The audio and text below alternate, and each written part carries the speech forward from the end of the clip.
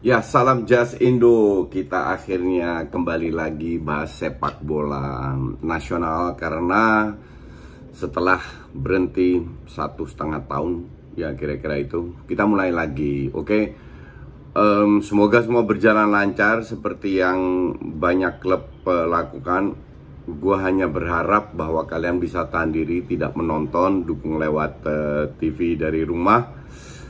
Karena ini ada sepak bola kita akan menjadi ajang uji coba untuk pemerintah apakah semua berjalan dengan sesuai dengan prokes, sesuai aturan pemerintah. Kalau seandainya klub berjalan sesuai dengan aturan, ini akan berlanjut terus dan gue yakin klub akan melakukan hal itu. Sekarang tinggal supporternya aja. Apakah kalian bisa tahan diri untuk tidak ke stadion karena itu dilarang pada saat ini? Ya sudahlah, kita semua tahan diri dulu. Semoga ini segera selesai dan kalian bisa ke stadion lagi. Oke, kali ini gue mau bahas satu pertandingan, yaitu Persib lawan Barito. Kenapa Persib? Karena Persib ya simple, mainnya malam. Dan kemarin sore seharian gue keluar, akhirnya pulang, gue nonton, gue bikin video.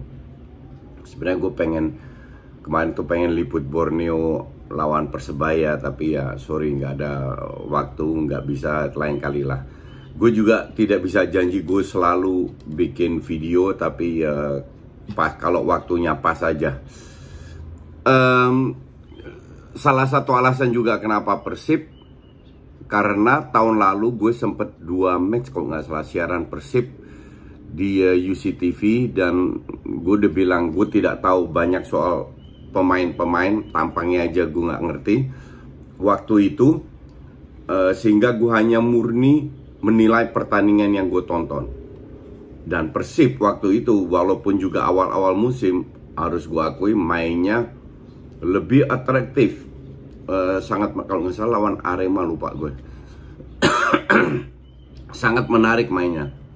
Kita lihat dari line up, kemarin Natsir kipernya, sebelumnya kalau nggak salah si Made ya.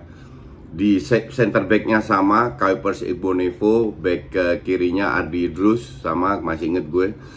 Back kanannya Bayu Fikri, biasanya Supardi ya. Jadi belakang tidak banyak yang berubah. Nah, di tengah ada 2 wajah baru, Rashid dan Mark Lok. Febri di kiri, Fred Butuan di kanan. Tahun lalu itu ada Fiskara, ada Kim, terus gue lupa beberapa nama lagi lah. Fiskara masih ada tapi di bench ya, subs. Di depan ada Wonder Luis dan Jeffrey Castillo. Sekarang Jeffrey ganti Ezra Walian. Nah, kalau dibilang bagus enggak, tapi kalian juga harus paham ini match pertama dari Persib. Beda kalau lu hanya latihan-latihan, tiba-tiba bermain lawan yang nggak bisa diprediksi juga mainnya seperti apa, Barito.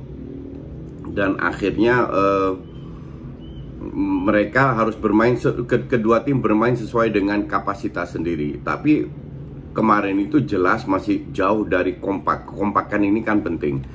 Sebenarnya nggak banyak pemain main jelek kalau gue bilang, tapi kelihatan banget kekompakan ini nggak ada. Terutama apa kalau menurut gue ya, itu di lini tengah. Gue lihat nyaris tidak banyak pemain yang mendukung Ezra Walian dan Wonder Luis, sehingga ujung-ujungnya crossing dari sayap. Sementara kalau kita lihat tahun lalu, di belakang striker itu ada beberapa pemain tengah yang nusuk, yang bisa memberi umpan, sehingga musim lalu itu serangan jauh lebih atraktif dan tidak bisa diprediksi. Rashid main bagus, Klok demikian. Mereka mengontrol lini tengah. Cuman otomatisme antara tengah dan depan itu masih gue belum lihat. Jarak juga antara tengah sampai depan masih terlalu jauh, sehingga gue nggak tahu apakah itu tugas Klok atau tugas Rashid. Gue kurang tahu. Tapi yang jelas banyak sekali bola karena jaraknya terlalu jauh dengan pemain tengah, sehingga Ezra Walian itu bekerja keras turun ke belakang, ke sayap dan lain-lain, sehingga banyak bola yang dilakukan lewat crossing. Dan kalau kita lihat peluang-peluang yang didapatkan Persib itu banyak shooting dari lini kedua, shooting jarak jauh yang nggak terlalu berbahaya lah. Walaupun harusnya mereka unggul karena free kicknya Mark Klok itu keren banget, asli keren banget. Kena mistar ya, it happens.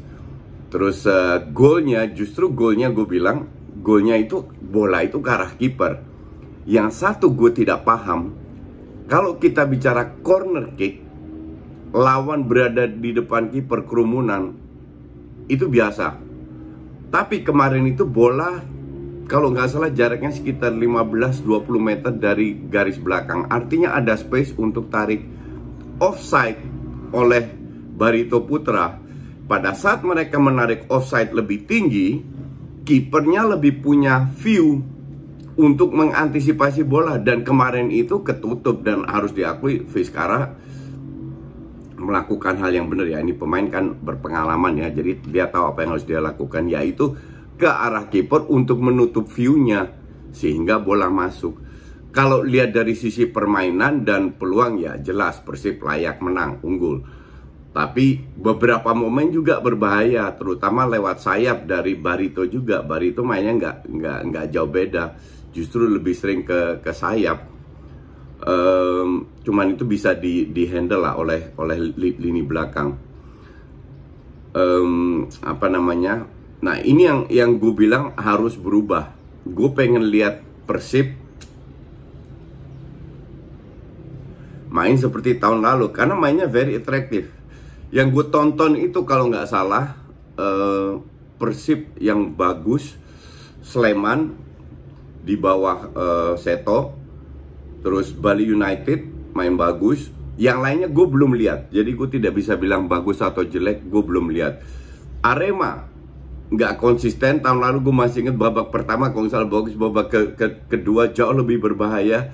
Jadi Arema pun punya kapasitas lah. Jadi gue masih belajar banyak, atau gue masih nonton pertandingan banyak, karena tim yang tahun lalu kan berbeda. Tahun lalu Klok main di Persija, sekarang di Persib. Apa namanya? Gue juga punya harapan besar terhadap Persija karena mereka memiliki banyak. Gue nggak tahu. Tahun lalu banyak bintang ya, banyak pemain luar, banyak naturalisasi. Tahun ini gue nggak tahu. Kita lihat. Tapi klub-klub besar lah kayak Makassar, Persebaya, Persija, gue harap mereka bisa bermain atraktif. Juga tim-tim apa namanya kayak Borneo yang bisa mempersulit papan atas dengan skuad kemarin menang 3-1 lawan Persebaya. Jadi kayaknya tahun ini juga karena mainnya hanya di Jawa, kayaknya akan banyak kejutan, nyaris nggak banyak tim yang bermain di kandang sendiri. Maka dari itu ya gue harap liga ini akan menjadi seru. Kembali lagi ke Persib menang 1-0. Di sisi lain gue selalu bilang, kadang kita nggak bisa bermain bagus. Tujuannya kan adalah yang penting menang dulu lah. Kenapa? Dengan kemenangan percaya diri akan meningkat. Dan si Rene Alberts kan masih ada waktu untuk merubah lagi. Dia menganalisis, oh ya, jarak antar pemain tengah dan depan terlalu jauh, sehingga kita harus membuat perubahan, menggeser satu central midfield lebih ke striker, sehingga strikernya kayak Ezra nggak harus bekerja lebih keras. Kekompakan dan Febri harusnya lebih bisa, Febri dan Fred harusnya bisa lebih gerakannya lebih bisa tidak diprediksi, bukan hanya crossing dari sayap, lebih bisa masuk ke dalam, membuat ruang untuk wingbacknya bisa come up. Nah, hal-hal kayak gini ini butuh waktu. Maka dari itu tidak ada kritikan untuk semua tim menang atau kalah, karena ini match pertama main di untuk sebagian besar main di tandang. Mereka butuh adaptasi. Kita bisa menilai sekitar mungkin 5-6 match, harusnya udah mulai kelihatan bahwa mereka bisa beradaptasi atau kekompakan itu mulai dapet. Gue juga pengen lihat Bayangkara karena ya sahabat gue main di situ, Persipura juga di situ. Banyak ya ini akan menjadi cukup menarik Liga Indonesia. Bedanya kalau dengan Bundesliga kan udah tahu siapa aja yang kuat. Bahkan di Inggris sudah tahu siapa yang kuat. Di Indonesia gue bilang tidak. Apalagi tahun ini. Di Indonesia itu sama sekali nggak bisa diprediksi loh. Dengan sikon seperti sekarang, main hanya di Jawa, banyak perubahan pemain, bahkan ada yang belum punya pelatih atau masih pakai caretaker, banyak menggunakan pemain lokal. Inilah yang menurut gue jadi menarik, karena untuk gue penonton netral nggak tahu, gue nggak 90% dari pemain gue nggak tahu. Jadi gue murni hanya melihat. Gue harus, untuk bikin review, gue harus menonton pertandingan, karena gue menilai dari permainan, bukan dari pemain siapa dan lain-lain. Oke, sementara itu dulu. Semoga akan lebih banyak match dari Liga 1. Thanks for watching.